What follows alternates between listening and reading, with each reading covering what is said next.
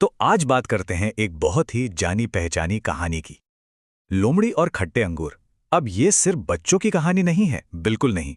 ये कहानी असल में हमें ये सिखाती है कि हमारा दिमाग बड़ा अजीब तरीके से काम करता है, खासकर तब जब हमें वो चीज़ नहीं मिलती जिससे हम पाना चाहते हैं। तो चलिए शुरू करते हैं ये मज़ेदार मनोवैज्ञानिक सफ़र। और यही सवाल पूरी कहानी की जड़ है। क्या होता है जब कोई किसी चीज को इतनी शिद्दत से चाहे लेकिन वो उसे मिल ना पाए? जरा सोचिए, कैसा लगता होगा। बस इसी एक उलझन से हमारी लोमड़ी की कहानी की शुरुआत होती है। तो कहानी में एंट्री होती है हमारी हीरोइन की, एक चालाक लोमड़ी। पर आज ना उसकी सारी चालाकी धरी की धरी रह गई है। क्यों? क्योंकि वो भूख से बेहाल है। पेट में चूहे दौड़ रहे हैं और दिमाग में बस एक ही चीज चल रही है, खाना। कहीं से भी खाना मिल जाए। सोचिए जरा, एक घना जंगल है और उसमें एक लोमड़ी बेचैनी से यहां वहां भटक रही है। हर छोटी सी आवाज पर उसके कान खड़े हो जाते हैं। हवा में आई हर महक उसे एक नई उम्मीद देती है। उसकी भूख ही उसे चला रही है, और यही भूख कहानी में एक बहुत ही दिलचस्प मोड़ लाने वाली है।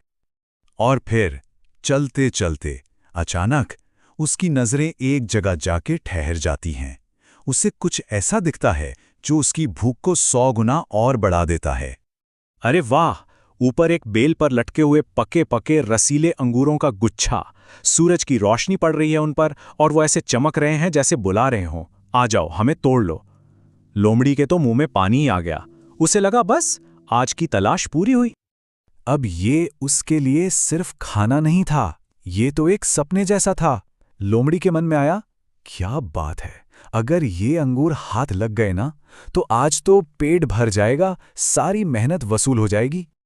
पर जिंदगी में चीजें इतनी आसानी से कहाँ मिलती हैं, है ना? मंजिल सामने थी पर आसान नहीं थी, और यहीं से शुरू होता है असली संघर्ष, चाहत और हकीकत के बीच की एक जबरदस्त लड़ाई। पर लोमड़ी ने भी हार नहीं मानी। उसने पूरी जान लगाकर पहली छलांग लगाई, लेकिन उफ, बस जरा सा रह गया। कोई बात नहीं। फिर दूसरी लगाई, फिर तीसरी। वो कोशिश पर कोशिश करती रही, लेकिन हर बार नतीजा वही, अंगूर पहुंच से बाहर थे।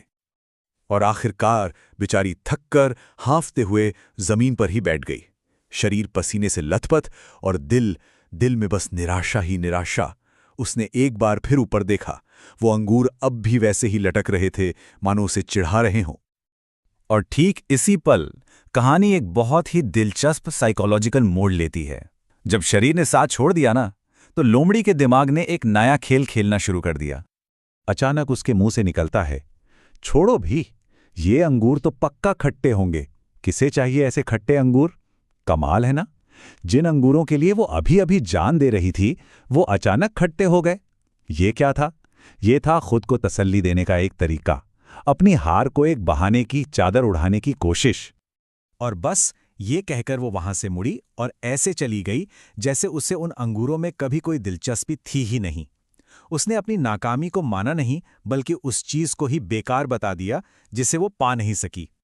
तो बात सिर्फ एक लोमड़ी और कुछ अंगूरों की नहीं है ना? ये कहानी असल में हम सबके बारे में है। चलिए समझते हैं कि इसका असली मतलब क्या है। इसी को कहते हैं साउर ग्रेप्स वाली मानसिकता। मतलब जब कोई इंसान किसी चीज को पा नहीं पाता, तो वो अक्सर उस चीज में ही नुक्स निकालने लगता है।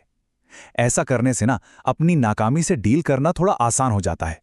जैसे किसी को वो नौकरी नहीं मिली जिसके लिए खूब मेहनत की थी, तो वो कहने लगते हैं, अरे वो कंपनी वैसे भी अच्छी नहीं थी। या कोई रिश्ता नहीं चला तो कह दिया, वो इंसान मेरे लायक था ही नहीं। ये सब क्या है? ये अपने मन को बहलाने का, अपने ईगो को बचाने का एक तरीका ही तो है। तो अब सवाल ये है कि ये खट्टे अंगूर वाला बर्ताव हमें अपनी रोजमर्रा की जिंदगी में और कहां-कहां देखने को मिलता है। अगली बार जब कोई ये कहे कि अरे वो तो बेकारी था, तो एक पल रुककर सोचिएगा जरूर, क्या वो चीज सच में बेकार थी, या फिर यहां भी अंगूर खट्टे हो गए हैं? ये सवाल शायद हमें अपने और दूसरों के बारे में कुछ बहुत गहरा सिखा सकता है।